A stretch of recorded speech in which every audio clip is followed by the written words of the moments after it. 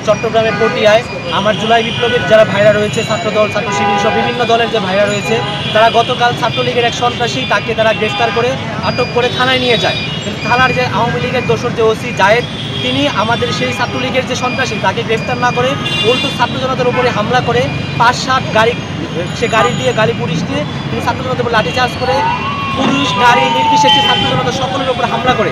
এবং তারই পরিপ্রেক্ষিতে আজকে ছাত্র জনতা আমাদের চট্টগ্রামের যে হাইওয়ে রয়েছে সেই হাইওয়ে ব্লক করেছে। এবং আমরা শুনতে পাচ্ছি যে এখানে সেনাবাহিনী পুলিশ সম্মিলিতভাবে ছাত্র জনতার উপর নির্বিচারে হামলা করছে, তাদের উপর রক্তাক্ত করছে, তাদের উপর নির্বিচারে হামলা করছে। আপনারা জানেন যে জুলাই বিপ্লবের 1 বছর পূর্তি হয়ে নতুন জুলাই এসেছে। এই জুলাই এখনও এই পুলিশ লীগের দোসররা আমাদের ছাত্র জনতা আমাদের ভাইদের উপর নির্বিচারে হামলা চালিয়ে যাচ্ছে।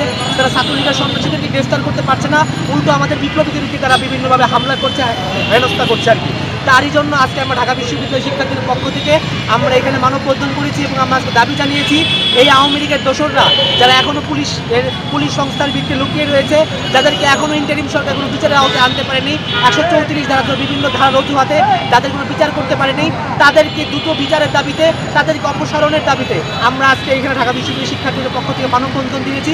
আমরা এখান থেকে 4 দফা দাবি জানিয়েছি, দ্রুত এই ওসি জাহিদ সহ যত আওয়ামী লীগের দোসর ওসি রয়েছে এবং এই পুলিশের ভিতরে যারা জুলাই হত্যাকাণ্ড চালিয়েছে তাদের সকলকে দ্রুত বিচার নিশ্চিত করতে হবে, সেই দাবি জানিয়ে আজকে আমরা এখানে মানববন্ধন করেছি। ধন্যবাদ।